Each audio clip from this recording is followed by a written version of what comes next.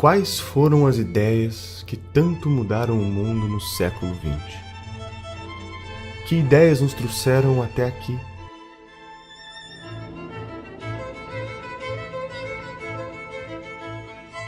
No século XVI, Newton, Copérnico e Galileu mudaram o rumo da humanidade.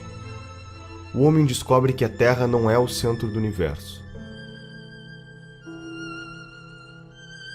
E uma vez que a Terra perde o protagonismo perante os astros, a humanidade se pergunta: em que o homem se difere dos demais animais da natureza? Neste cenário, o filósofo alemão Immanuel Kant quer descobrir o pensamento humano da mesma forma que a ciência tem descoberto o mundo nos últimos séculos. Ao escrever o livro Crítica da Razão Prática, Kant afirma que o mundo só é conhecível por meio da ação do homem e jamais do seu pensamento puro.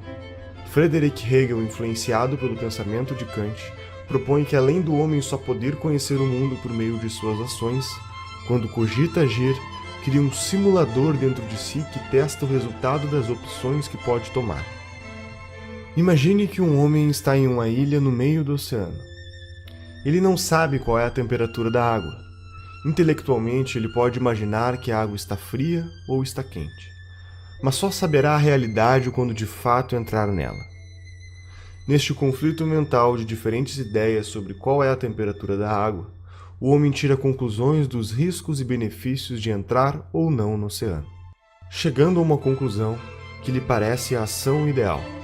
Todo este pensamento dá a base para a teoria chamada dialética histórica, onde o ser humano cria uma tese e em seguida uma antítese, e como consequência deste conflito entre as duas, conclui uma síntese.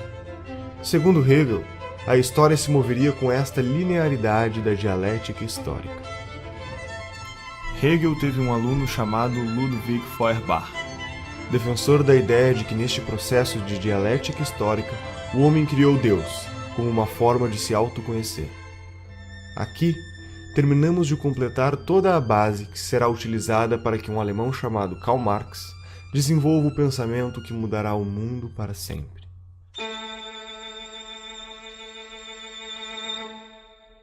Karl Marx estudou Hegel por 10 anos, tempo suficiente para se convencer da dialética histórica e consagrar o sentido da criação de Deus proposto por Feuerbach. Marx afirma que a dialética proposta por Hegel, que de fato moveria o mundo, é a luta de classes. Aristocráticos contra plebeus, senhores feudais contra camponeses, burgueses contra proletários. Portanto, o próximo estágio seria a revolução do proletariado, como síntese da desalienação das massas. O trabalho de Karl Marx alcançou os ouvidos de um senhor chamado Moses Hess, que o apresentou para Friedrich Engels para que juntos publicassem um manifesto comunista, alertando os proletários de que eles deveriam se rebelar e protagonizar uma revolução que iria destruir o que Marx tinha dado o nome de capitalismo, com o objetivo de chegar na utopia do ápice da humanidade. Marx e Engels fundaram diversos movimentos comunistas nacionais e internacionais, que serviam para cooptar operários, formar sindicatos e organizar greves por meio da propagação da consciência revolucionária.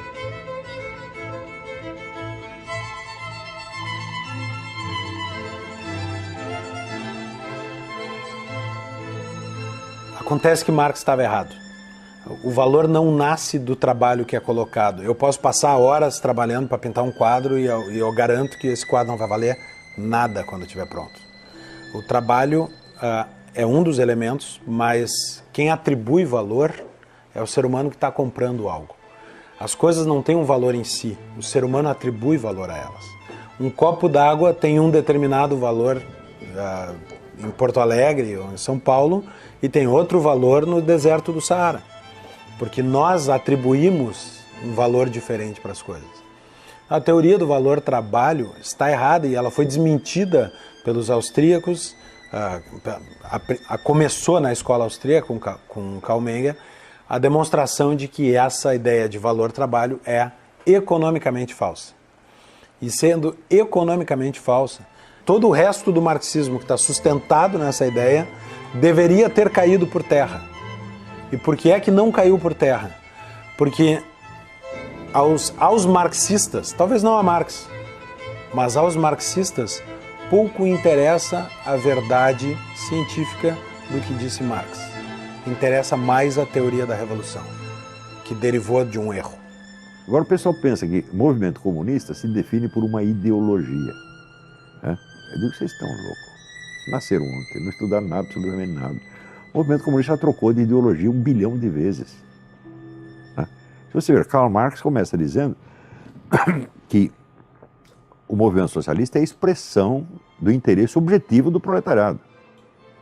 Passados 100 e poucos anos, o teórico novo do movimento comunista, Ernesto Laclau, diz o seguinte: a propaganda do partido cria a classe social que ele em seguida vai representar. Eu digo, é teoria inversa, mas ela continua com o mesmo nome, continua sendo marxismo. Isto é próprio do pensamento dialético, converter-se no seu contrário quantas vezes for necessário. O comunismo não é uma ideologia de maneira alguma, o comunismo é uma cultura. É quando suas ideias florescem entre os jovens russos e o que parecia apenas uma ideologia transforma-se no que será o maior genocídio da história da existência humana.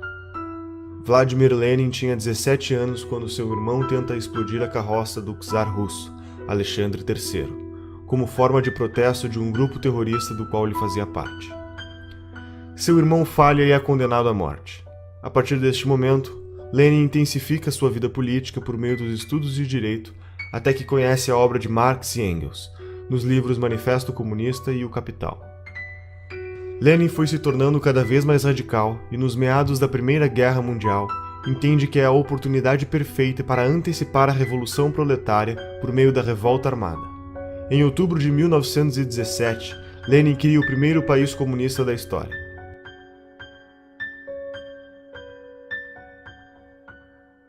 5 anos depois, Lenin morre, e aquele que era para ser seu sucessor natural, Leon Trotsky, por defender que o comunismo deveria ser aplicado no mundo inteiro, sofre um golpe de Joseph Stalin, o homem que via ganhando poder dentro do partido, com a ideia de focar seus esforços na Rússia.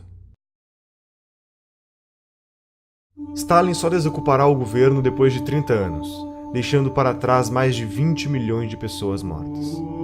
Essas consequências são fruto da mentalidade revolucionária, que vislumbra uma utopia teórica, e por se tratar de uma ideia sobre um futuro idealizado, não pode ser submetido a nenhum crivo de moralidade ou razão do presente e muito menos do passado.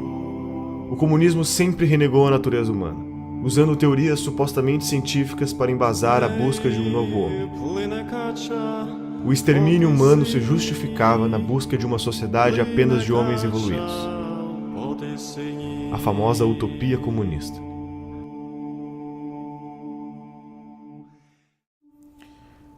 O nível de psicopatia de Stalin pode ser medido pelo que ele fez com a Ucrânia. Né?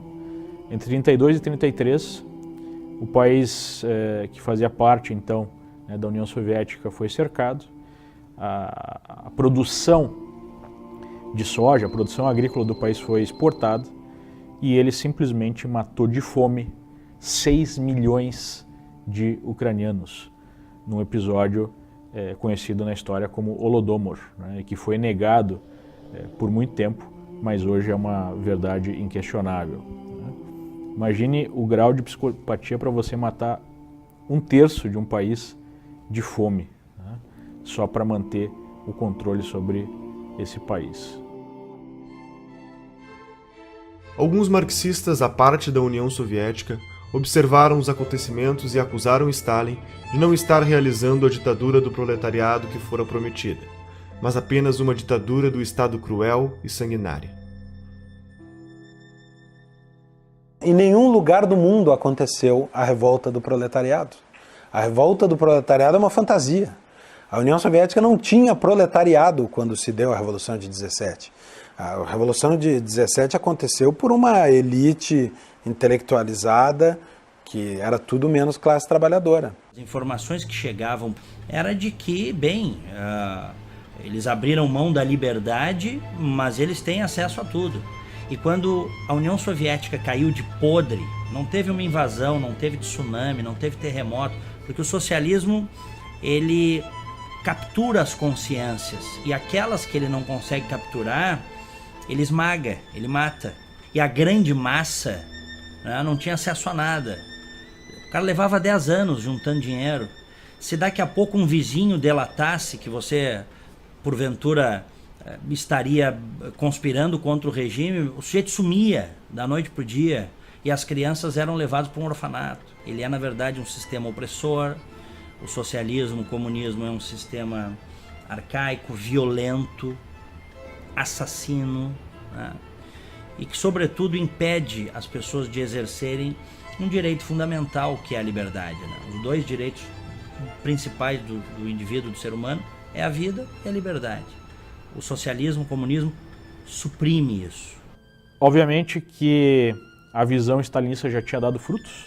Nós tínhamos na China já a mesma forma de governo através da ação do Mao Tse-tung, que talvez matou mais pessoas do que o próprio Stalin, né?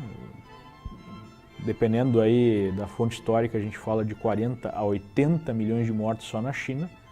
Ou seja, o vírus stalinista já tinha se disseminado. As subdivisões do pensamento comunista começam a ganhar força.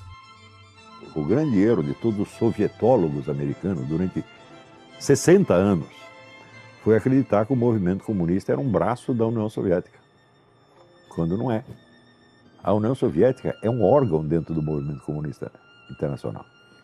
E a dissolução da União Soviética automaticamente cria, vamos dizer, uma decomposição que é absorvida pelo corpo do movimento comunista. Revigora o movimento comunista, né? É como você amputar um órgão doente e você fortalece o resto do corpo, né? O movimento comunista nunca dependeu da União Soviética. Ele se alimentou dela enquanto pode. Basicamente, a coisa é essa. A União Soviética foi um órgão do movimento comunista e não o movimento comunista. Por que os caras estudavam assim? É muito simples. Quem estudava isso? Os sovietólogos eram funcionários do governo americano. Eles não eram funcionários de um partido, né? De um movimento internacional, como os comunistas. Então, eles olhavam tudo do ponto de vista do conflito entre Estados. Não é isso? Então, tem o Morgenthau, na época, a teoria do Morgenthau é a seguinte: os agentes fundamentais da política internacional são Estados. Não são. O movimento comunista é muito maior do que um Estado. Enquanto na União Soviética, a Revolução Russa seguia o radicalismo da revolta armada bolchevique, outras correntes foram ganhando força ao reforçar que o comunismo poderia ser implementado gradativamente, por meios menos radicais. Foi o caso da Sociedade Fabiana, fundada por Hilbert Bland e George Bernard Shaw. Caracterizado pelo pragmatismo, eles acreditavam em um processo progressivo, que chamasse menos a atenção frente aos seus inimigos políticos, atuando por meio de medidas socialistas disfarçadas. O socialismo fabiano percebe imenso valor em realizar reformas sindicais que teriam o objetivo de acostumar os cidadãos a ver o Estado como uma ferramenta para curar todos os seus problemas. A igualdade idealizada se daria pelo governo, defendendo a saúde pública, o ensino gratuito e os princípios da justiça social, medidas que seriam pagas pela taxação progressiva do Estado sobre a sociedade. O crescimento gradual do Estado era inevitável e acabaria centralizando todas as decisões. Enquanto isso, na Alemanha, Karl Kautsky e Eduard Bernstein criam o Partido Socialista Alemão, entendendo que a social-democracia era o melhor meio para o comunismo. A social-democracia aponta a ação política como sendo mais eficiente do que a ação econômica, propondo assim a sobrevivência de um capitalismo debilitado. Como consequência, o Estado seria o agente da suposta transformação e libertação dos trabalhadores submissos a proprietários dos meios de produção, adicionando outras causas ao conceito de liberdade estabelecido na época: a liberdade de não ser discriminado e de não ser vítima de desigualdade econômica ou sociocultural.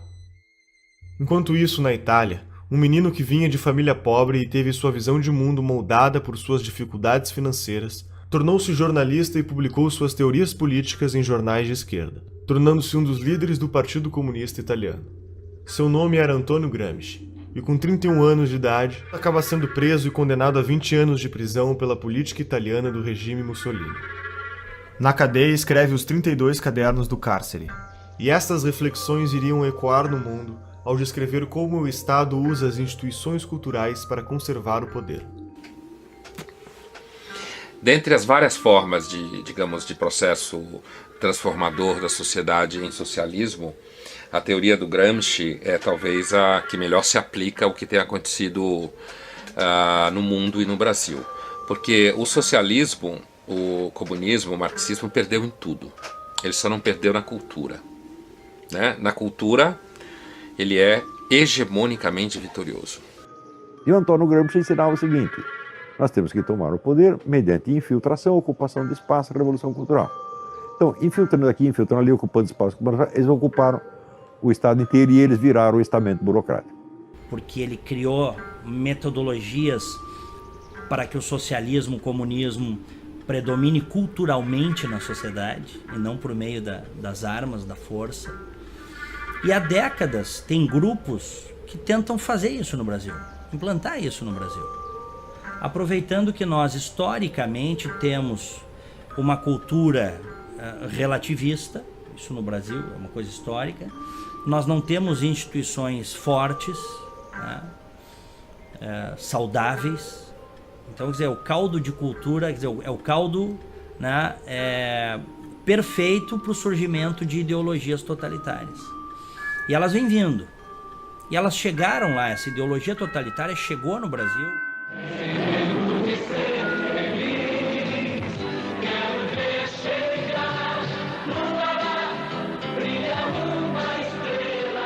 Para Gramsci, uma ditadura sem hegemonia cultural jamais resistiria por muito tempo, e este era o problema do regime stalinista, pois todos os aspectos culturais da sociedade, sua filosofia e sua literatura, formariam a superestrutura da sociedade que também devia ser derrubada.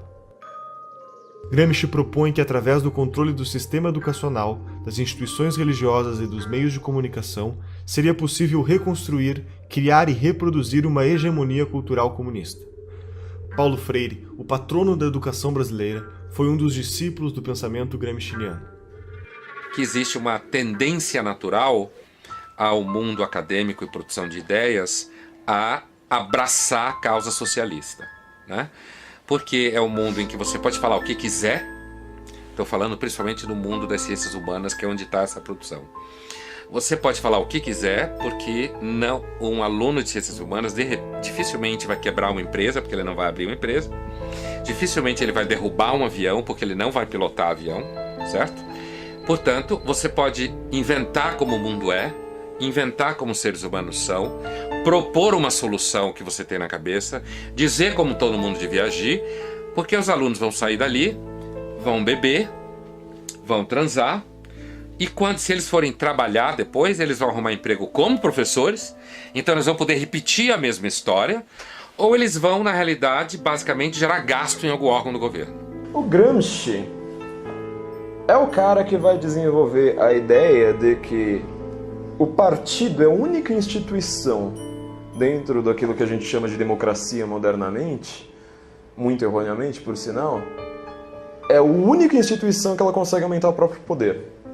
O judiciário não consegue, sei lá, você sendo chefe do executivo, geralmente você não consegue, você precisa fazer isso tudo de dentro de um partido, você não faz aquilo ali sozinho, você precisa da estrutura partidária para isso. Mesmo que você ganhe mais eleições, por exemplo, você tem aqui seus cupinchas dentro do legislativo, se cada um é de um partido, vocês podem se entender ali intelectualmente, mas vocês não conseguem aumentar o poder de vocês, a não ser no próprio partido. Então o Gramsci fala assim, não quero mais essa revolução, revolução tá brega, revolução não pega mais. Então é uma confusão que muita gente faz, né? Ser revolucionário e ser gramscista, não, uma coisa ou outra, são linhas opostas. O Gramsci vai lá e fala assim, olha, não tem mais revolução, isso aí não pega mais, vamos criar a revolução de dentro de um partido. Então você vai transformando tudo, Igreja Católica, mídia, sei lá mais o que, em órgãos do partido. Para isso funcionar, a primeira coisa que precisa ficar clara, isso é uma coisa que também confunde todo mundo, é que essas pessoas não têm que ser necessariamente filiadas a um partido. Então, por exemplo, para você ter uma mídia que funcione dentro do gramscismo, o cara não pode ser filiado, por exemplo, ao PT. Ele tem que ser um cara isento, tem que ser aquele cara assim que às vezes até faz uma crítica ao partido, mas no final das contas ele tem a narrativa que vai fazendo o partido crescer.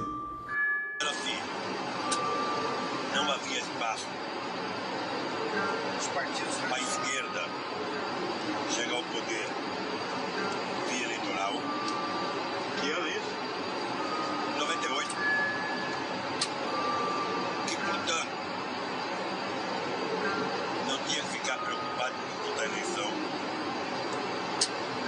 tinha que se pensar em organizar a sociedade. Dali 20 ou 30 anos, a gente iria ter 30% da sociedade já socialista, e aí sim a gente poderia disputar o poder e ganhar. Mas eu não vou viver mais 30 anos. E eu quero chegar ao poder logo. Mas por que eu cheguei onde cheguei? Porque eu tenho por detrás de mim um movimento. Eu tenho por detrás de mim uma grande parte dos estudantes do PT, há um motivo, a base da Igreja Católica. O único país do mundo em que Gramsci ele foi funcional foi o Brasil. O objetivo de Gramsci era transformar o partido condutor dessa revolução silenciosa, vamos colocar assim, como um imperativo categórico da sociedade. Ele fazia até uma comparação com Maquiavel, né? Nós teríamos então o partido como o novo príncipe, o novo sujeito sujeito histórico que não pode ser questionado. Do ponto de vista moral, para a moral gramsciana, qualquer coisa que é a favor do partido é algo correto. Qualquer coisa contra o partido é algo errado. E nós vemos isso lá no Brasil durante a defesa, né, dos sujeitos, dos petistas que saquearam o país. Não, eu não fiz isso para enriquecer pessoalmente. Mentira, muitos fizeram para enriquecer pessoalmente. Mas o ponto é, eu fiz isso para defender o partido, eu fiz isso para defender a revolução, então eu não posso ser questionado. Em paralelo, Felix Wiel, um alemão que também estava preocupado com os rumos da Revolução Russa, decide criar uma série de congressos, reunindo pensadores marxistas para acelerar o processo de revolução. Entre eles estava Karl Korsch, um teórico contemporâneo de Gramsci que apresenta a tese de que o Estado é sim estruturado pela economia, mas essa economia tem como base uma outra estrutura invisível, a cultura estabelecedora dos valores que são passados de geração em geração. Entusiasmado com as apresentações de Korsch, Felix fundou o Instituto de Pesquisas Sociológicas de Frankfurt, instituto que ao longo dos anos seria apelidado de Escola de Frankfurt. O sucessor de Felix na Escola de Frankfurt foi um sujeito chamado Max Horkheimer. E assim como Gramsci acreditava em uma nova hegemonia cultural e na destruição da estrutura dos valores que se perpetuavam por meio da autoridade da igreja, da família e da escola. Segundo a Escola de Frankfurt, os pais ensinam aos filhos o que é certo e errado por meio do castigo e educam através do exemplo da família. A igreja estabelece os dogmas morais que condicionam a ação do homem e a escola condiciona o comportamento por meio do ensino. Para a Escola de Frankfurt, se tratava de um ciclo vicioso que deveria ser atacado e destruído. Uma vez que as instituições entrassem em crise, o Estado cada vez mais assumiria as responsabilidades do ensino dos valores para as novas gerações, tendo a oportunidade de estabelecer a hegemonia cultural comunista. Dando continuidade ao movimento, Horkheimer, Theodor Adorno e Jürgen Habermas, junto com outros pensadores, vão fundar a teoria crítica. A teoria crítica busca a síntese entre o pensamento de Marx e das ideias de Freud, o fundador da psicanálise. A ideia na prática era simples. Se criticarmos tudo o que existe, o processo de dialética histórica trazida por Hegel será acelerado, e, consequentemente, a utopia comunista irá chegar mais rápido. Passa a ser prática comum das instituições de produção teórica adotar a crítica sobre todos os aspectos da sociedade até a sua exaustão, para então derrubá-los. A Escola de Frankfurt cunhou o termo indústria cultural. Segundo eles, a indústria cultural nada mais é do que a cultura que serve aos interesses dos opressores, dos donos do capital, da burguesia em geral. E essa indústria cultural precisaria ser combatida através da teoria crítica. Então a cultura burguesa, ela teria como objetivo anestesiar, digamos assim, as classes proletárias. E a teoria crítica seria uma forma de questionar essa indústria cultural através da educação, através da arte, né? enfim, livros, filmes. E através dessa teoria crítica nós teríamos uma conscientização maior das classes oprimidas, segundo eles, para fazer a revolução.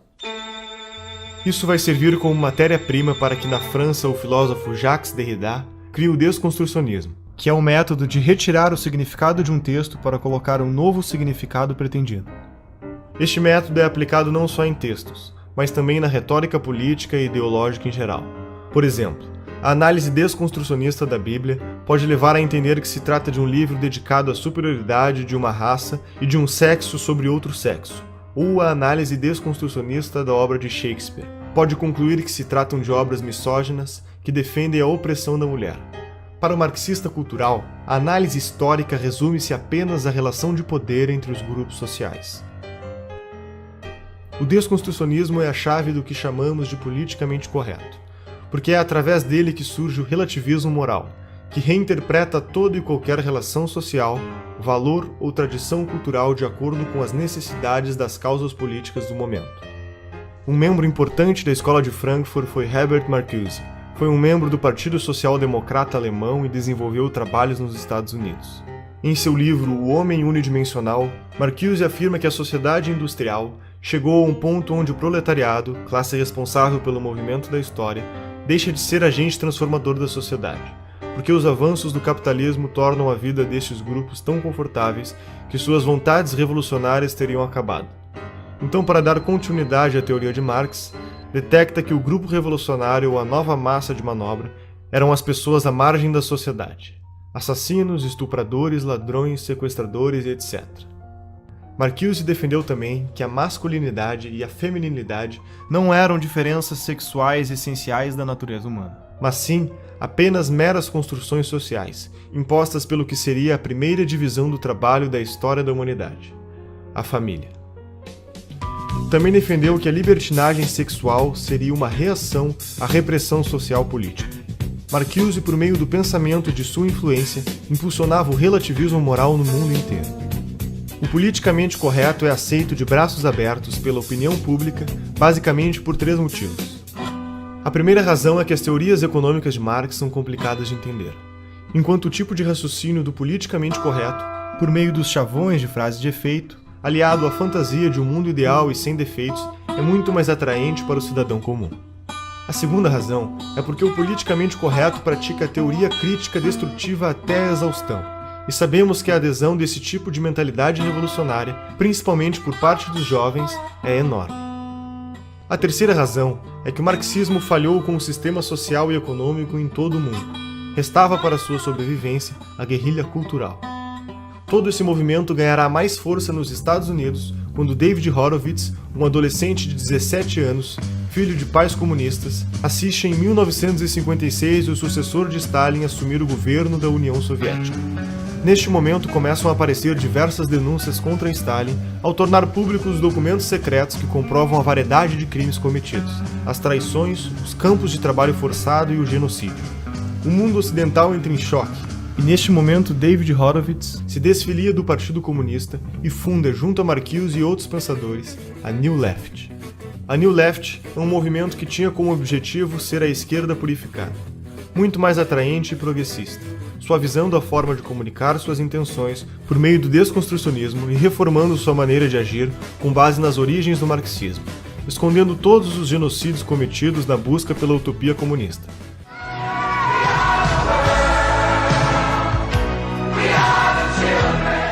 Começava um novo processo de reciclagem da comunicação comunista.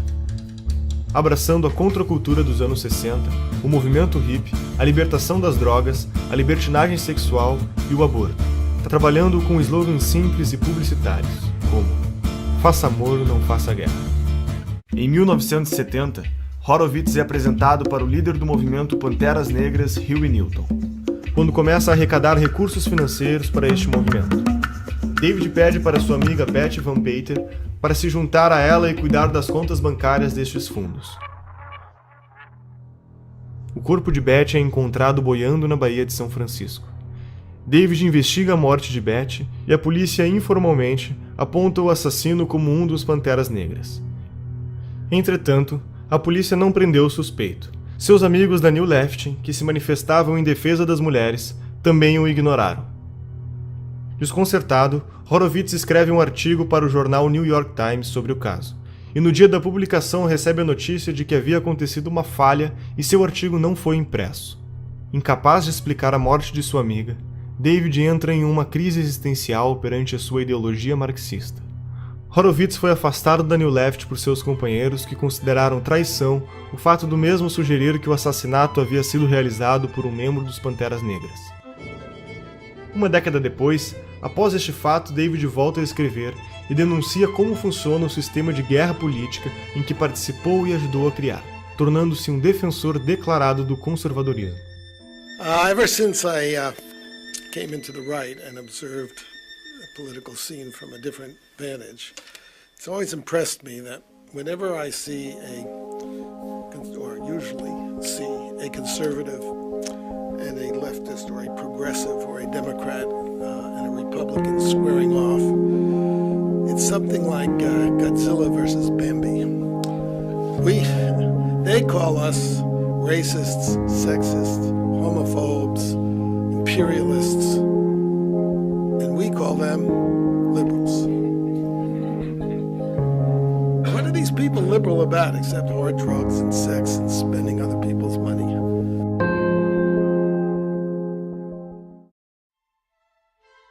Em meados dos anos 80, Saul Alinsky pega os princípios da guerra política escritos por Horowitz e faz uma série de sofisticações metodológicas na estratégia comunista.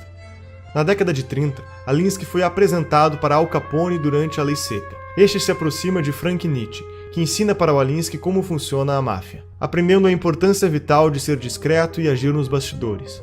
Como consequência, Saul entende que para destruir o sistema é preciso agir silenciosamente, gradativamente e por dentro do próprio sistema.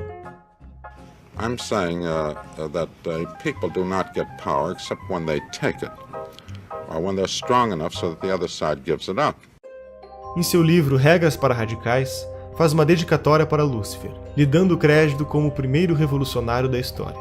As 3 premissas básicas de sua teoria são: a primeira regra é a desinformação. Na estratégia política, não se pode contar ao povo os objetivos finais, pois esses podem se assustar e não apoiar a causa. É preciso que se conte apenas o necessário para ser ajudado. A segunda regra é o niilismo político. Tudo vale para que aconteça a revolução. Não existem valores nem regras, e a corrupção faz parte do objetivo. Roubar para o partido é a obrigação número 1 do comunista, eles nunca vão esquecer isso aí. Todos os partidos comunistas do mundo viveram do roubo, da chantagem, da corrupção. Todos.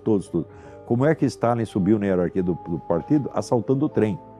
A terceira regra fundamental é a destruição do oponente. Em um debate, não devemos vencer o argumento do oponente, e sim aniquilá-lo da vida pública. Alinsky defende a ideia de organização das massas como o fundamento metodológico da revolução. Segundo sua proposta, a mudança vem do poder, e o poder vem da organização. Para agir, as pessoas precisam se juntar. Uma igreja junta pessoas pelo interesse comum na fé, uma empresa pelo interesse comum econômico. E por isso, Saul Alinsky acreditava que fundar organizações para acelerar a revolução era brecha no capitalismo, por jogar na mesma lógica da descentralização dos interesses em comum. Durante sua vida, honrou seu posicionamento ideológico ao fundar 44 ONGs. Muitas delas formaram outros formadores de ONGs, e assim o número foi se multiplicando intensamente. Essas organizações reuniram problemas. Entretanto, Alinsky dizia: o problema nunca era o problema era sempre a revolução. Quanto mais seccionadas forem as ONGs, melhor será, pois ninguém irá se opor a causas tão específicas e que querem a melhoria da sociedade. Cada ONG representava um bloco de votos, unidos por suas causas e detentores de um potencial de lobby político. As ONGs viraram instrumentos de manobra política e passariam desapercebidas. E Hillary Clinton escreve sua tese de mestrado sobre Saul Alinsky. Barack Obama também foi aluno de uma de suas ONGs e, posteriormente, advogado de defesa frente aos escândalos de corrupção envolvendo uma ONG criada por Alinsky. Hoje, no Brasil, existem mais de 200 mil ONGs que recebem dinheiro do governo federal. Entre 1999 e 2006, mais de 15 bilhões de reais foram entregues a essas organizações. Em 1959, quando Fidel Castro anunciou para o mundo que sua revolução era comunista e passou a ser apoiado por Moscou e a União Soviética, criou um programa de financiamento de grupos de guerrilha na América Latina. Este ativismo da Revolução Comunista encontrou forte eco no Brasil, levando à formação de diversos grupos de orientação comunista, que culminou com a tomada do poder pelos militares em 64. A partir daí, a esquerda passa a ter como principal objetivo a derrubada do regime militar. Além das mudanças educacionais que estavam em curso no Brasil, decorrentes do programa da Pedagogia do Oprimido, que foi implementado pelo patrono da educação brasileira, Paulo Freire, nos anos 70 surge o caloroso debate universitário a respeito do futuro do comunismo no Brasil. Neste debate, os social-democratas fabianos concluem que os mortos na revolta armada servirão de mártir para endossar a Revolução Cultural. O movimento foi facilitado pelos próprios militares, que consideravam mais importante combater a esquerda armada, enquanto davam espaço à esquerda cultural. Então, quer dizer, o governo militar não entendia nada do que estava se passando. O que os comunistas estavam fazendo, eles estavam perseguindo os comunistas lá no meio do mato, e os comunistas tomando as escolas. Você vê, dois sinais de estupidez do governo militar. Primeiro, criou a sindicalização obrigatória dos jornalistas. Quem fez a campanha sindical? O Partido Comunista.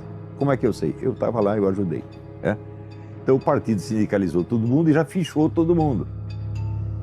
Então, ao fim da campanha de sindicalização, o partido tinha, quer dizer, o cadastro total dos jornalistas do país, sabendo quais poderiam ser colaboradores, quais não, etc, etc. Nos anos seguintes, em todos os sindicatos de jornalistas do país, quem mandava? O Partido Comunista. Frequentemente apresentando duas chapas. Temos eleição, campanha eleitoral, e as duas chapas eram comunistas. Segundo erro, a tal da educação moral e cívica. Porque eles não queriam fazer um negócio anticomunista, então eles falaram, não vamos falar contra ninguém, nós vamos fazer uma propaganda positiva, o patriotismo. Então lançaram a educação moral e cívica, tornando obrigatória em todas as escolas. Quem ocupou as cátedras de educação moral e cívica? Os comunistas. Os excessos da repressão do regime militar, em meados da década de 70, em conjunto com o esgotamento de seu modelo econômico no início da década de 80, levaram a um longo movimento de redemocratização, culminando com a eleição de Tancredo Neves em 1985, que morreu antes de ocupar o cargo, assumindo seu vice, José Sarney. A Constituição de 88 marca a forte influência do socialismo no meio político e cultural brasileiro. Os militares realmente decidiram ceder tudo. Eles não sabiam mais o que fazer. Nem dava para saber. Depois de você ficar no poder 20 anos, tendo um Congresso que está lá só para carimbar os seus decretos, ou seja, você matou a política. Segundo, eles mataram toda a liderança direitista. Acabaram com a direita ideológica. Por quê? Porque eles tinham uma mentalidade tecnocrática. Ainda a herança do positivismo. Você aqui, Augusto Comte era contra a política. Ele achava que as questões têm que ser resolvidas por técnicos e cientistas, sem, vamos dizer, o debate ideológico. E os milicos acreditavam nisso, porque eram positivistas desde o tempo do Império. Sobrou essa mentalidade positivista na cabeça de pessoas que nem sabem quem é Augusto Comte. Você pega todos esses generais, quantos leram Augusto Comte? Nenhum, mas sobrou isso. Com essa mentalidade tecnocrática positivista, eles achavam que tinha que reprimir toda a atividade política e transformaram os políticos em simples office boys.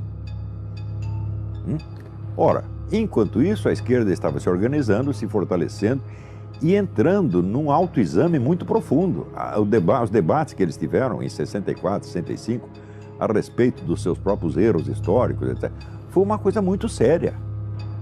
Então, a esquerda estava se organizando e se fortalecendo ideologicamente, culturalmente, estrategicamente, enquanto o governo, os gênios, os golberis, desmantelavam ideologicamente a direita. Então, quando os milicos largaram a rapadura, quem pegou a rapadura? A única força política que existia, que era a esquerda. E veio já com duas caras, como é próprio. Por que você acha que marxista, comunista, estuda dialética? Dialética é a arte de você pensar duas coisas ao mesmo tempo, nunca uma só. Então, quando se cria, por exemplo, o PT e PSDB, já foi com essa ideia. O Lula sintetizou isto há muitos anos atrás, quando ele disse: eu e o José Serra inauguramos uma nova modalidade de política. Qual é a nova modalidade de política? Nós dividimos o território. Você governa um pouco, eu governo um pouco, mas é sempre nós. E isso está em vigor até hoje. Quem foi o grande vencedor das últimas eleições? O PT caiu, quem subiu? PSDB. Ou seja, ainda continuamos, a velha divisão do território continua em vigor.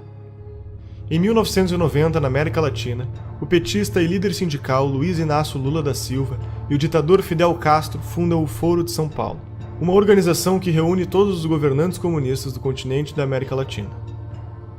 Com mais de uma centena de partidos e várias organizações criminosas ligadas ao narcotráfico, como as Farc e o MIR chileno, no decorrer de suas reuniões feitas ao longo de 26 anos de existência, estratégias e planos de ação para expandir a revolução. O Foro de São Paulo é a organização que articula a estratégia internacional socialista. Em 1994, o Partido Social Democrata Brasileiro elege Fernando Henrique Cardoso como presidente, que começará um amplo programa de incentivo às políticas estatais. O processo fabiano se deu com sucesso ao longo dos 8 anos do governo FHC que precederam a era lulopetista e o governo Dilma. O Brasil estava a caminho da utopia. Estaríamos rumo a uma revolução que nos foi contada aos poucos? Seriam todos os partidos brasileiros ideologicamente idênticos e metodologicamente diferentes? Você reconhece este Brasil?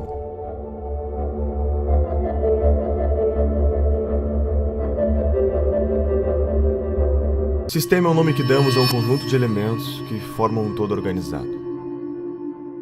Qual o sistema que vivemos no Brasil? Você já pensou em como se organiza esse sistema e quem está no comando?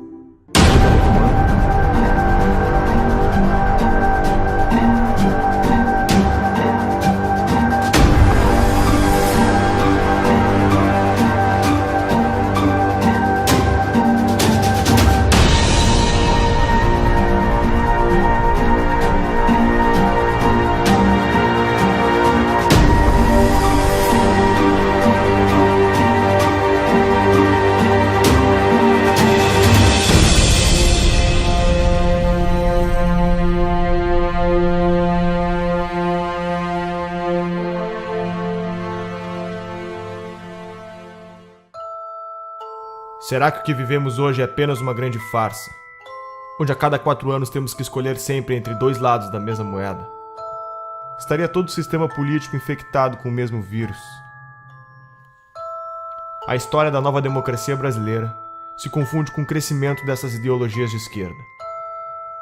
Pois os mesmos protagonistas que pautavam por esses ideais foram os que fundaram a nossa Constituição de 88, e são hoje os que estão à frente dos grandes partidos políticos no Brasil. Poder é fazer com que você seja obedecido, exercer sua autoridade por meio da influência ou da força. Existem 3 formas de exercer o poder em uma sociedade: o poder político-militar, o poder econômico e o poder intelectual. O que Marx propunha? O que os marxistas? Qual é o sonho dourado do marxista? Não é que não haja dominação, é inverter a classe dominante e a classe dominada. E para isso é preciso tomar o Estado por dentro. Espero que não tenha passado do point of no return, do estado de coisas além do qual é impossível voltar. Quando mais de 50% da população depende, inclusive economicamente, do Estado, quem votará para reduzir o Estado? Então, quando o Estado alcança um determinado ponto de grandeza, de tamanho, de custo, começa a se tornar inviável trazê-lo de volta a um tamanho razoável. E é por isso a força também da esquerda por um Estado cada vez maior, ainda que isso seja sustentável. Após a morte de Stalin, principalmente nos partidos comunistas em países democráticos, apostaram que a revolução se daria pela tomada dos espaços nos meios de propagação da mensagem, ou seja, pela conquista do poder intelectual. Conforme Gramsci, todos devem ser socialistas sem que se deem conta. Para se conquistar o poder, deve-se primeiramente conquistar as mentes e os corações das pessoas. E quem ficou com o PT, na verdade, foi o público, digamos assim, a base essencial e original do PT, que foi a intelectualidade principalmente universitária. O PT surgiu com os intelectuais da USP, junto com o pessoal da Teologia da Libertação, um pouco, e a CUT. Mas ele, muito mais do que um partido de trabalhadores, ele sempre foi um partido de intelectuais, né? Então ele foi realmente o primeiro, digamos assim, intelectual coletivo, no sentido do Gramsci, a chegar ao poder no Brasil, tendo seguido a receita gramsciana exatamente, quase ipsis literis, né? Então vários fundadores do PT são intelectuais que, inclusive, foram os primeiros tradutores de Gramsci, que introduziram o Gramsci no Brasil. Há uma espécie de hegemonia do pensamento na formação dos nossos professores alfabetizadores. Eu diria que isso começa em meados da década de 80. E essa formação ela está no cerne do desequilíbrio educacional brasileiro. Os professores são formados nas universidades para aprenderem quem é Paulo Freire, quem é Emília Ferreira, quem é Marx, quem é Lenin, mas não tem a percepção do que é metodologia de ensino com evidência científica, como ocorre no mundo inteiro. Isso não é por acaso. E a tese tanto do Gramsci como os componentes da Escola de Frankfurt e da Guerra de Posição. Então, as nossas universidades estão majoritariamente dominadas pelo pensamento de esquerda, e é lá que são formados os professores, é lá que é avalizado o livro escolar que vai para as escolas de todo o país. Introduziram o tal do socioconstrutivismo, que hoje sabe que o socioconstrutivismo não apenas imbeciliza a pessoa, mas cria até lesão cerebral. Né? E quem foram os grandes agentes disso? Eu acho que o principal foi a editora Abril. Foi as revistas Escola, depois a Nova Escola e Sala de Aula, que eram órgãos do socioconstrutivismo. Por aí que entrou Emília Ferreira, Celestino Freinet, toda essa porcariada socioconstrutivista comunista entrou no Brasil através desse, porque era o único órgão que alcançava todos os professores no Brasil. Né? Então, alguém culpou eles pelo que aconteceu? Não, eles não têm culpa nenhuma. O que acontece? Quer dizer, nós estamos saindo aí de quase 2 décadas, né? 20 anos de governo esquerdista. Né? Mais, né?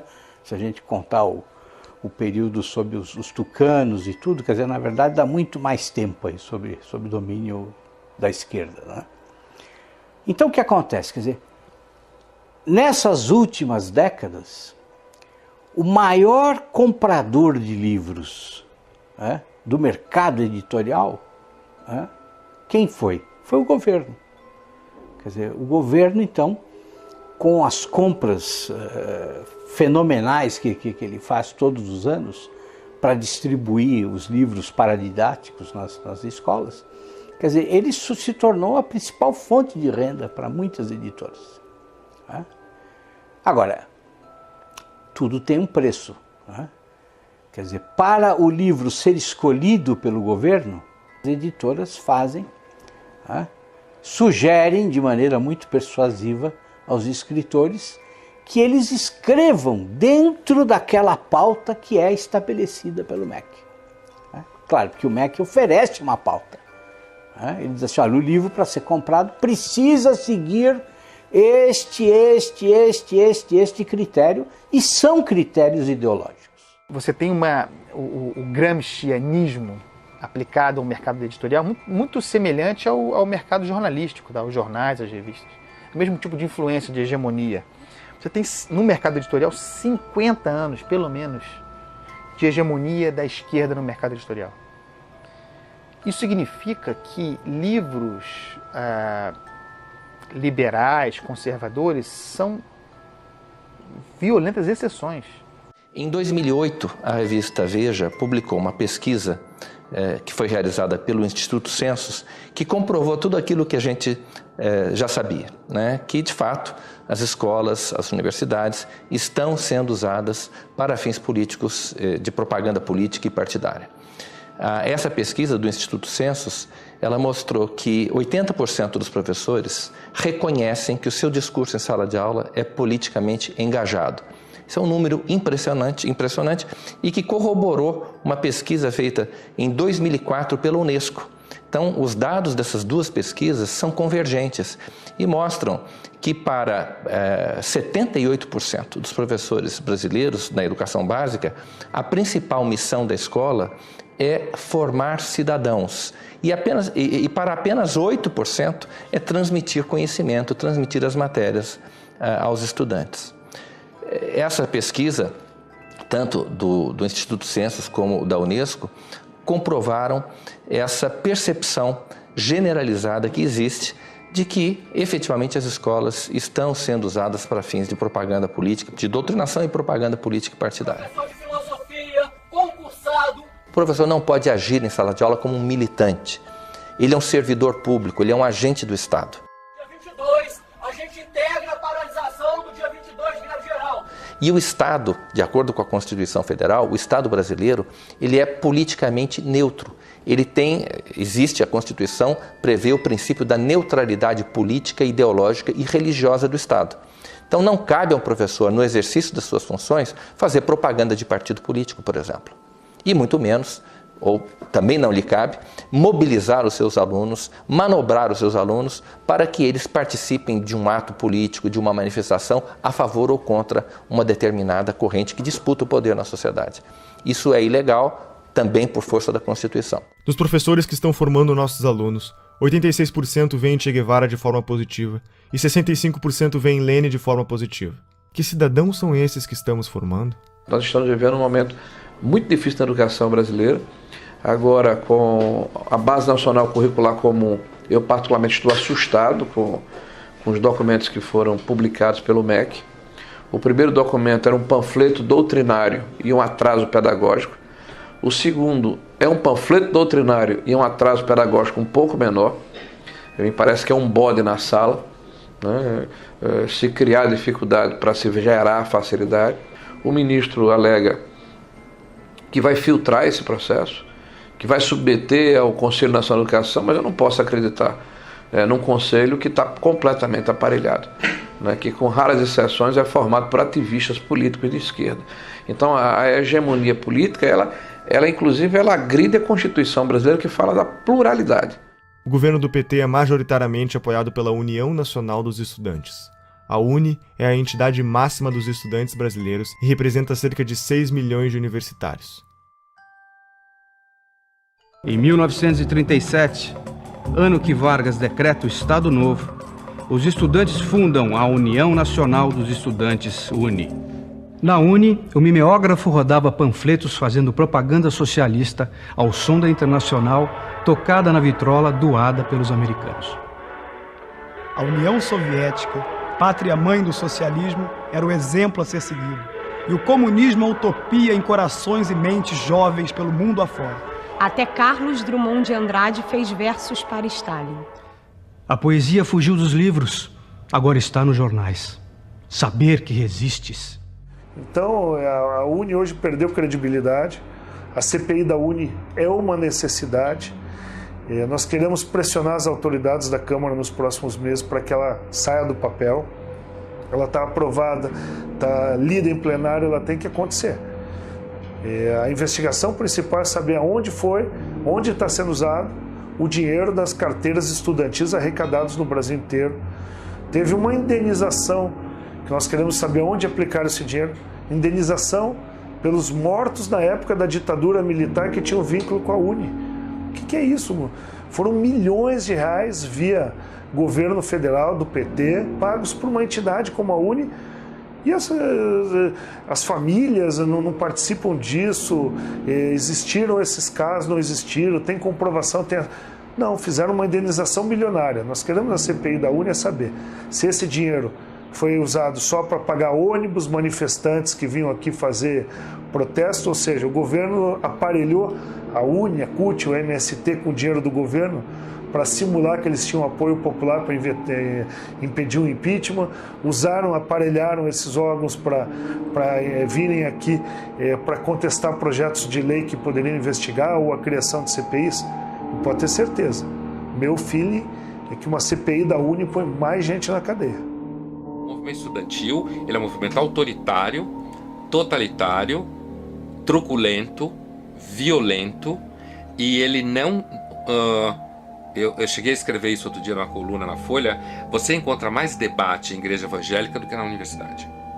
A universidade não tem nenhuma liberdade de debate, não há nenhuma possibilidade de você levantar qualquer posição contrária ao conjunto de professores que administram aquele espaço, certo?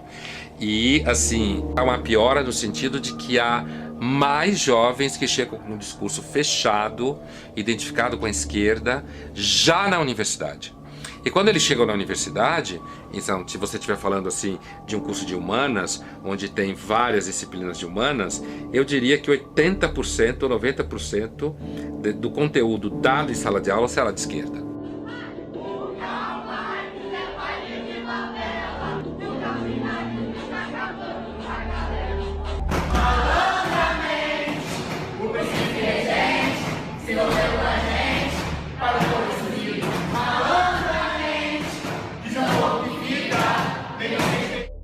Tomar o Estado por dentro significa mudar a lógica de funcionamento, por exemplo, do Ministério da Educação. O Ministério da Educação agora deixa de ter a função de servir para Marx a burguesia e passa a ter a função de ser um elemento de revolução, de contribuir para a quebra da dominação da burguesia, da formação do proletário cidadão. Fecha muito com as teorias de educação que são aplicadas no Brasil. Essa questão da hegemonia da esquerda, né, sobretudo no meio universitário, que eu acho que isso fez muito mal para a cultura além da universidade, né, porque causou uma restrição muito preocupante, né, do imaginário das pessoas. Uma coisa que o Olavo de Carvalho fala sempre, que a sua capacidade de imaginação, de ampliar suas imagens, é muito importante para quem exerce atividade intelectual, né? Há décadas estamos formando pessoas com base no pensamento marxista. Onde toda essa gente foi trabalhar? A mídia é o maior formador de opinião da população. São TVs, blogs, jornais e revistas que contam ao povo o que está acontecendo. Mídia técnica significa que o governo deveria gastar com publicidade proporcionalmente à audiência dos respectivos veículos de comunicação. O problema é que a pesquisa brasileira de mídia identificou que a mídia técnica está longe de ser realidade. O dinheiro investido em publicidade parece não ter nenhuma relação com a audiência do veículo. Qual é o critério? A farra com o dinheiro público é tão avassaladora que já houve casos de jornal fictício receber verbas publicitárias. Desde que a presidente Dilma chegou ao poder, os gastos com publicidade só aumentaram. Apenas no ano de 2014, a presidente gastou 210 milhões com campanhas em nome da presidência. O ex-editor da Isto É Brasília revelou que o banqueiro Daniel Dantas, que acabaria sendo preso em escândalos de corrupção, quando estava com sua imagem em risco, acionou um dos seus contatos na mídia, Leonardo Atushi, jornalista da Isto É, para publicar matérias que defendessem seus interesses na mídia. Em 2011, Leonardo Atushi montou sua própria publicação, o Brasil 247. Duas acusações importantes surgiram contra o 247 na sua trajetória. A primeira foi encontrada num imóvel do doleiro Alberto Youssef, delator da Operação Lava Jato, no monitor de um computador. Um papel com anotações com o nome do jornalista, seu número de telefone e uma indicação de pagamento de 6 parcelas de R$40 mil, sugerindo pagamento entre a quadrilha de Youssef e o editor do portal. Foram também encontradas movimentações milionárias entre as contas da empresa e as empreiteiras investigadas. No mesmo dia dessas descobertas, o Brasil 247 publicou uma matéria mencionando Pascovitch e defendendo a soltura do lobista. Com as eleições de 2010, a blogosfera progressista sentiu a necessidade de unificar o movimento com o intuito de formar pautas de acordo com a defesa da candidatura da ex-presidente Dilma. Foi então criado o movimento dos blogueiros progressistas, BlogProg, em São Paulo, com a participação de personalidades como Leonardo Sakamoto. É possível afirmar que para cada leitor do blog Conversa Fiada, o governo gastou 1 centavo em publicidade, enquanto para o leitor da Folha, o gasto foi de 5 centésimos de centavo. Em 2013, a revista Carta Capital recebeu quase 7 vezes mais investimentos por leitor que a revista Veja, Isto É e Época. Quem é Leonardo Sakamoto? Um dos membros da BlogProg.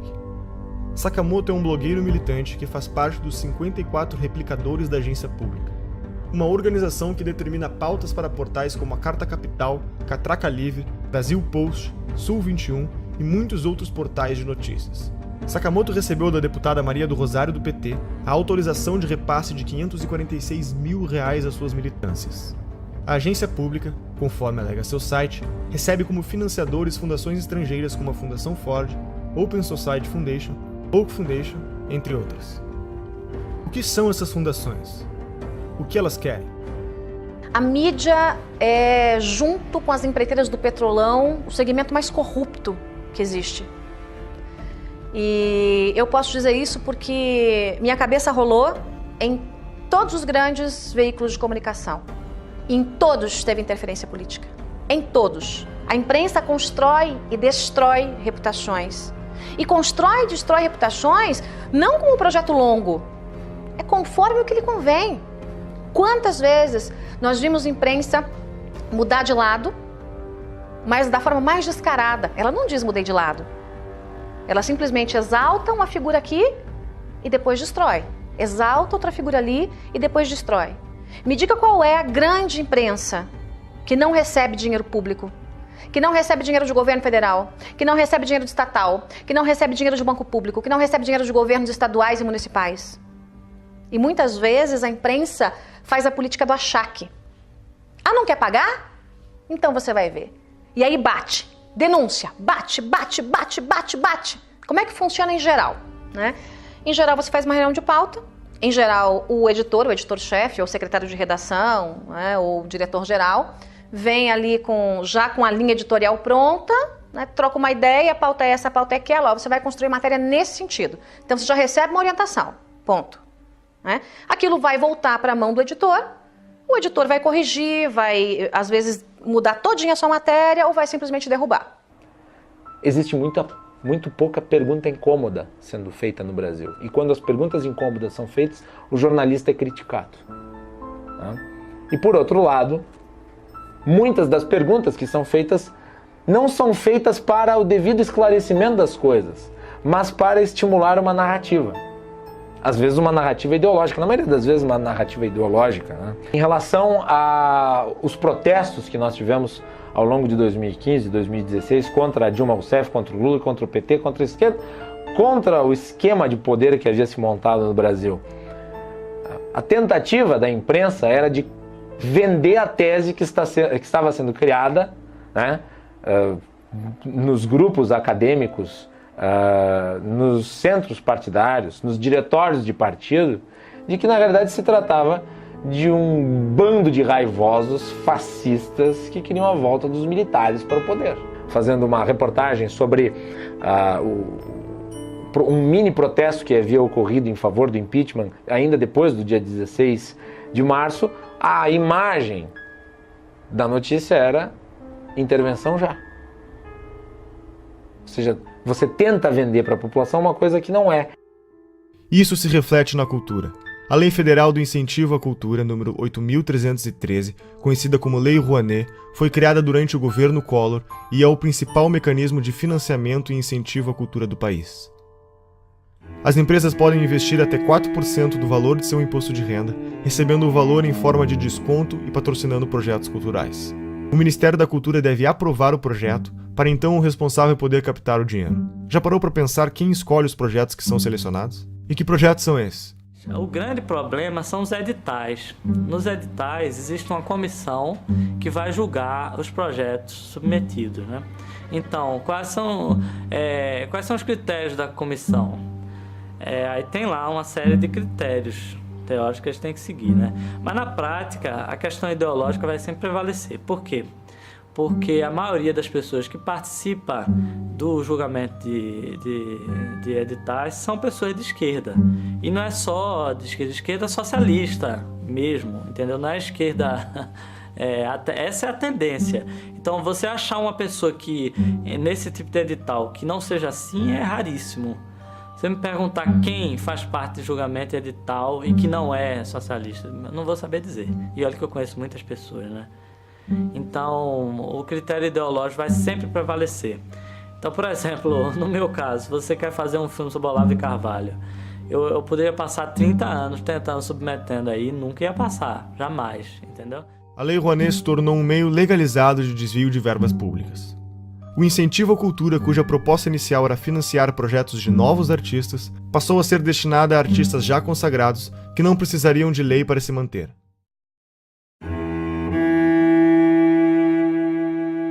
Foi justamente na gestão do Gil que começou essa deformidade da Lei Rouanet. A Lei Rouanet já existia, mas essa coisa de beneficiar artista consagrado, artista tipo Ivete Sangalo, pessoas já com nome, já com anos de carreira, isso foi na gestão do Gil.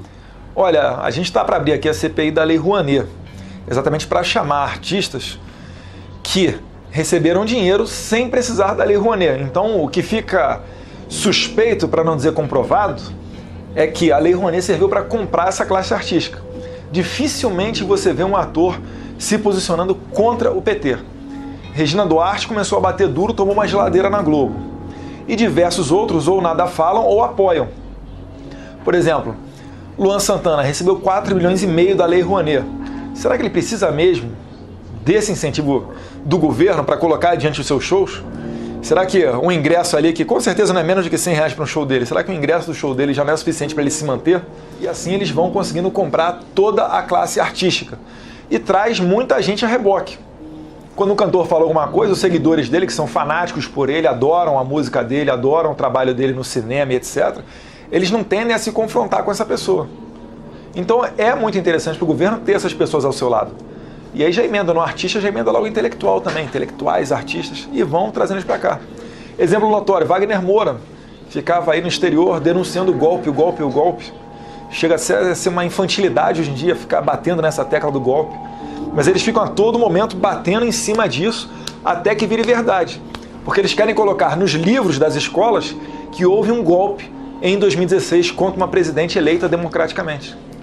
Os sistemas totalitários que nós tivemos no século XX, eles tiveram como principais fontes do ódio era a raça, a classe e agora o apartheid intelectual. Se você não é de esquerda, você é burro. São todos os donos do poder, todos esses, Chico Buarque, Caetano Veloso, Gilberto Gil, todos septuagenários. Todos detiveram esse poder cultural durante esses 50 anos. Não é uma questão apenas de que eles têm um poder político em 13. Isso o empresário tem que entender. Eles foram coronéis do Brasil durante esses 50 anos. A cultura, você tem um cinema novo, você tem a Semana de 22, você tem a Tropicália, você tem todas essas manifestações de cultura de esquerda, cacete. Um dos exemplos do enviesamento dos projetos apresentados pela Lei Rouanet é o filme sobre José Dirceu, um dos petistas envolvidos com o Mensalão, para o qual foi aprovado 1,5 milhões de reais. O deputado do PSOL, Jean Willis, também vai virar documentário. Será financiado por 842 mil reais do dinheiro público. O filme do Lula foi financiado em 12 milhões de reais, por empresas que entre elas constavam Camargo Correia, OAS e Odebrecht. Esses são apenas alguns dos exemplos do destino dos mais de 15 bilhões de reais investidos pelo PT através da Lei Rouanet. Na prática, o que vemos é que o dinheiro segue a ideologia.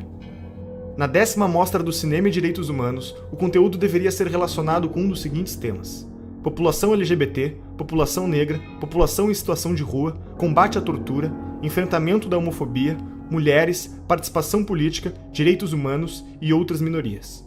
A maior parte do dinheiro vem das estatais. A Petrobras gastou mais de 400 milhões de reais na última década para aprovar projetos como o Projeto Pai e Filho, que conta a história de um homem aprisionado e oprimido pelo poder do pai que procura enfrentá-lo para quebrar a hierarquia da família. Já o Projeto Joelma conta a história da inadequação da mulher nascida no corpo de um homem, rompendo aspectos da sexualidade e do gênero. O rapper MC Guimê, que fatura mais de 300 mil reais por mês, teve autorização de captar via Lei Rouanet mais de 500 mil reais para a produção de um DVD.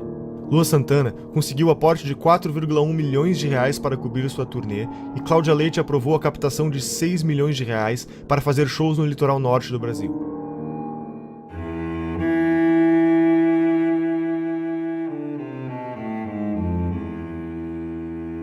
No referendo do dia 23, você vai decidir se é contra ou a favor da proibição do comércio de armas. Reagir com uma arma, muitas vezes, pode transformar a situação numa coisa muito pior. Existe hoje no país mais de 15 milhões de armas na mão de civis. Se bala resolvesse o problema, o Brasil seria um paraíso de segurança, né? Olha, tinha artista que pedia o desarmamento, mas andava de carro blindado e seguranças armados até os dentes. Aí é muito cômodo, né? E eu consegui, através das minhas entrevistas, desmascarar esse povo todo.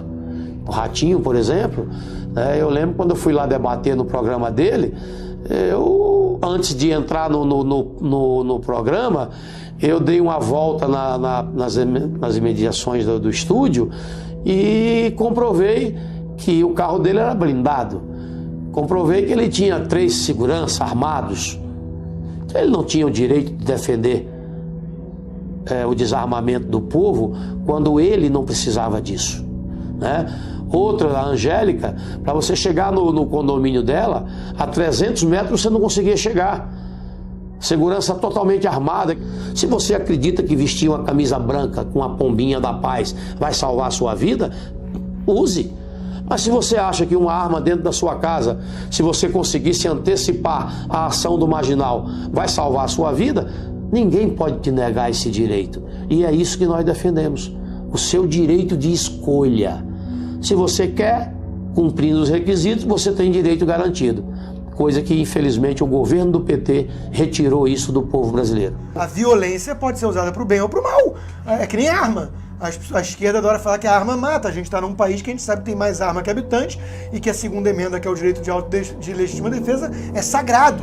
Quando a gente vê a discussão de desarmamento, de Obama e companhia, não tem nada perto com o modelo brasileiro. O acesso do bandido às armas já se dá na ilegalidade. Quem segue a regra foi eu. Fui eu que passei por um processo ultra mega burocrático de 5 dias úteis que você precisa esperar de background check aqui nos Estados Unidos. 5 dias úteis. Você vai lá, compra a tua arma, que aliás custa mais ou menos 1/4 do que custa no Brasil, 1/5. A arma no Brasil custa 4, 5 vezes mais caro. Você compra a arma, espera 5 diazinhos e vai lá buscar. Foi o processo burocrático que levou. E não tem nenhum custo de despachante, R$1.000 de licença para cá e para lá, não tem nada disso. Porque é um país que entende um direito básico do indivíduo de legítima defesa. Todos os países onde surgiram os grandes ditadores, uma das primeiras providências dele foi desarmar o cidadão. Hitler, Mussolini, esse cretino da Venezuela. São medidas adotadas para que eles não tenham resistência da sociedade. Só eles podem ter arma. Os países socialistas tendem a essa centralização, ao domínio com mão de ferro de todos os recursos do país. E isso eu acho muito perigoso, porque se esse controle centralizado cai nas mãos de uma pessoa com um caráter duvidoso, com intenções não lá tão boas, ele domina o país inteiro. Mas se for tudo descentralizado, é difícil que se instale, por exemplo, uma ditadura. Penso que é mais difícil.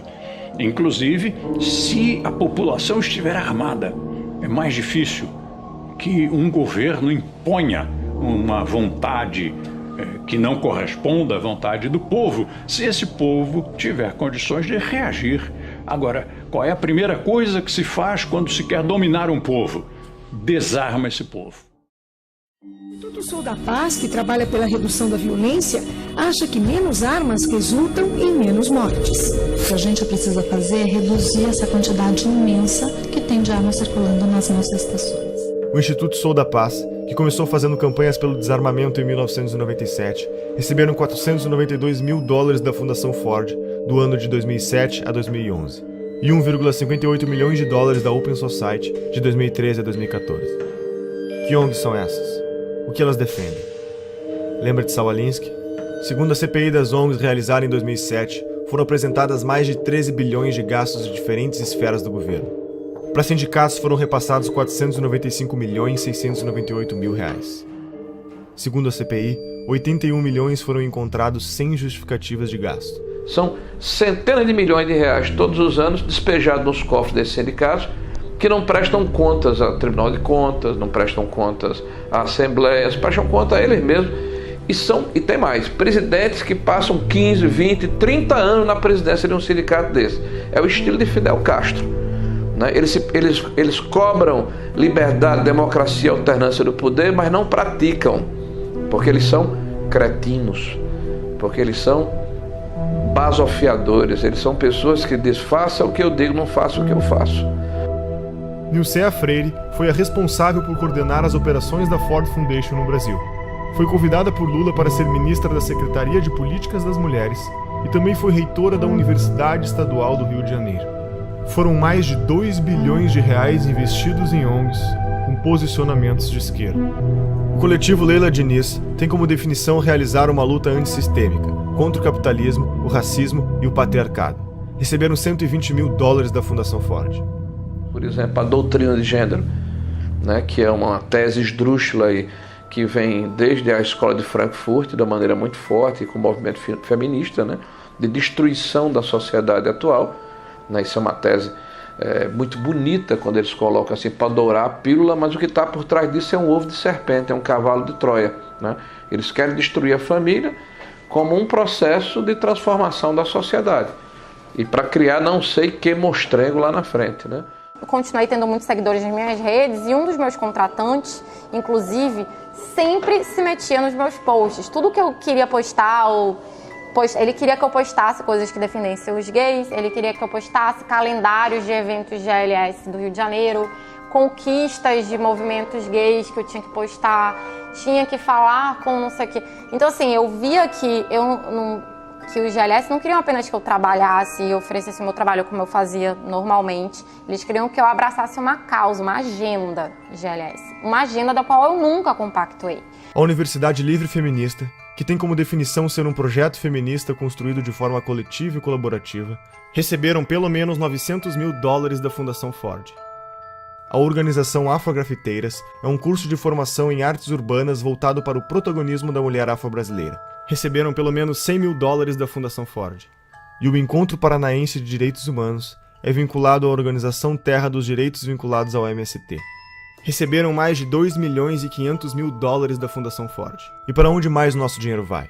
O imposto sindical obrigatório é uma exclusividade brasileira. Não existe em nenhum outro país do mundo. Se você trabalha com a carteira assinada, sustenta a CUT. Além disso, as contas da CUT e de outras centrais sindicais são sigilosas. Não existe nenhuma obrigação dos sindicatos darem satisfação sobre como empregam o dinheiro que recebem do imposto sindical. O que essas fundações querem com esse investimento? Quem está por trás desse dinheiro? Um dos principais financiadores é um dos homens mais ricos do mundo, George Soros, formado na London School of Economics, universidade fundada pela Sociedade Fabiana. Soros é conhecido como o homem que quebrou a Inglaterra ao lucrar $1 bilhão em apenas um dia apostando contra a moeda britânica. Já foi presidente do CFR, o mais poderoso think tank americano considerado uma antessala da Casa Branca. Atua em organismos internacionais, foi um dos maiores doadores da campanha de Barack Obama, luta pela libertação das drogas e dá dinheiro para revoltas e revoluções nos 4 cantos do mundo, mudando toda a mentalidade dos jornalistas e estudantes para o politicamente correto. Quais são os objetivos de George Soros? Capitalista não necessariamente seja alguém que defende o capitalismo. O cara só vive no capitalismo. Por exemplo, é como você dizer que, sei lá, Cuba é um país socialista. Não quer dizer que qualquer cubano é um socialista. Vive no socialismo. Mas não quer dizer que ele defenda. Grandes movimentos, como Occupy Wall Street, são financiados por gente como, por exemplo, a Fundação Bilderberg, Fundação Ford, George Soros, que eu comentei num podcast recente no meu site. Porque essas pessoas são o que a gente chama de metacapitalista, ou seja, alguém que funciona como capitalista sem ser, de fato. George Soros é um hiperinvestidor, cara que entende tudo do mercado. Por isso que até é uma bobagem que muita gente faz, tentar ficar ensinando leis de mercado achando que vai ir contra alguém. Esses caras entendem mais de lei de mercado do que todos os liberais juntos. Eles são o mercado. Agora, ele não acredita naquele negócio, ele quer poder. E eles não pensam de uma maneira individual, ou seja, eles não pensam como indivíduo, tipo, eu quero ter poder para mim. Ele está construindo um projeto de poder ali para, às vezes, daqui a 100, 200 anos. Essas fundações são assim. Rockefeller está em qual geração? Nem sei mais qual. Eles começaram lá atrás. Vivemos em um capitalismo debilitado, sufocado pelo governo, chamado em inglês de crony capitalism. O governo regula diversos mercados. Agências reguladoras como a Anatel não deixam você ter escolha no mercado de telefonia. E a Ancine define uma cota de conteúdo nacional nos cinemas e nos canais de TV por assinatura. 11 milhões de pessoas trabalham para o governo brasileiro. Eles são pagos com o dinheiro da arrecadação de impostos. Todos esses funcionários têm salários vitalícios e não podem ser demitidos sem justa causa. Os nossos 513 deputados federais podem ter até 25 assessores. Contam com auxílio moradia, 14º, 15º salário e cotas de gastos parlamentares, que englobaram o auxílio paletó, uma ajuda de custo para comprar ternos que em 4 anos gastou 252 milhões de reais, e outros 600 mil cargos de confiança do governo. Esse mecanismo abre brechas para a corrupção ao criar um mercado de cargos, usado como moeda política em negociações de alianças partidárias.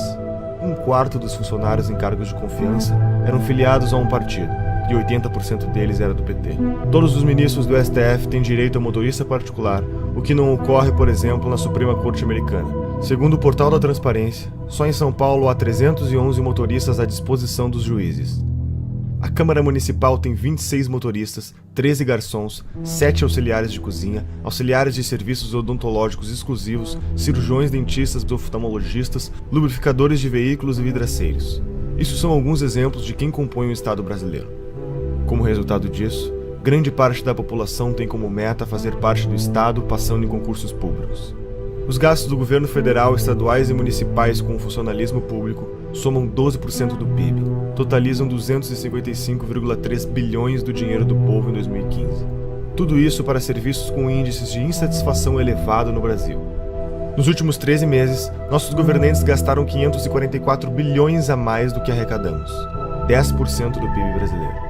As maiores empresas estatais, como a Petrobras, Caixa Econômica Federal e tantas outras, apresentam prejuízo de 60 bilhões e escândalos de corrupção como o Petrolão, o escândalo dos Correios e outros tantos golpes citados pela Operação Lava Jato e pela história do Brasil. Acho que hoje em dia não resta a menor dúvida que a gente está numa atmosfera totalmente comunista. Né? As pessoas são comunistas. O comunismo tem anticorpo porque eles têm uma dialética que não se sustenta, então eles vão trocando de preferências. Agora, tem coisas importantes para a gente realçar aí. Você vê que a Rússia, que está fantasiada de ortodoxa de direita, está criando o maior exército do mundo com a China. Né? E dizem que essa aliança está por trás de todo esse Fórum de São Paulo. Que eles querem restituir a cortina de ferro com o Fórum de São Paulo. O Foro de São Paulo é a instituição que organiza a estratégia socialista na América Latina. Olha, a Internacional Comunista ela se reúne de tempos em tempos. Por exemplo, em 2005, se não me falha a memória, teve uma reunião em São Paulo e, inclusive, o líder do PSDB à época, o Aníbal Mendonça, ele era deputado ou senador, fez uma nota lamentando, que houve uma reunião da Internacional Socialista e não foi convidado o PSDB para fazer parte. E o pessoal ainda insiste em falar que o PSDB é um partido de direita. Não, o PSDB é um partido de centro-esquerda, são sociais-democratas. A esquerda nunca se preocupou muito em definir o que era a palavra, o que era cada palavra que ela estava usando. Na verdade, existia muito essa ambição de você ser contra alguma coisa, de você unir todo mundo, e estamos juntos nisso contra alguma coisa, então estamos no caminho certo. Só que eles não diziam exatamente para onde que estavam indo e iam causando uma série de tumultos pelo caminho. Então estavam vendendo um futuro hipotético em nome do qual todas as ações no presente seriam justificadas. Aquilo foi muito fácil de entender e de aplicar aqui no Brasil, porque o debate público estava cheio desse pessoal propondo isso. E eu lembro quando tivemos a ideia de construir o Fórum de São Paulo. E aí veio a ideia, conversando com os companheiros cubanos no primeiro momento, de fazermos uma reunião da esquerda latino-americana. Antes que muitos latinos-americanos conhecem Paulo Freire, e ele dizia,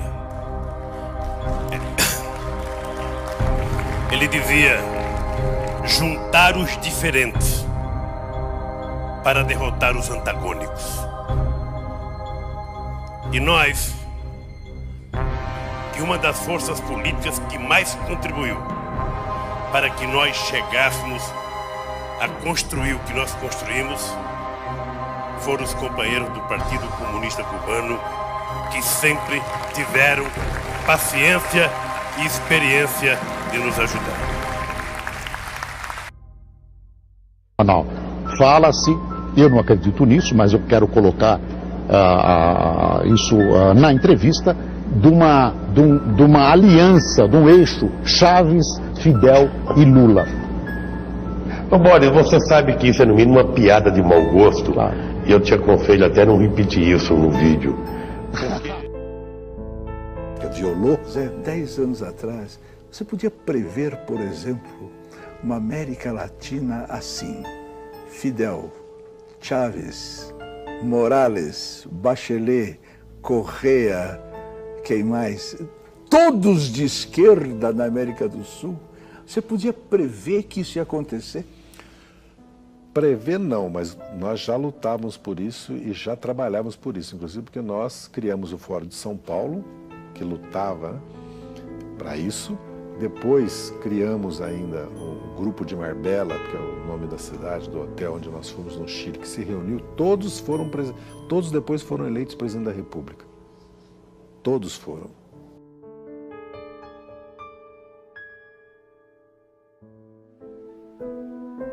Tudo custou muito caro para o Brasil. Tudo custou muito caro para o mundo.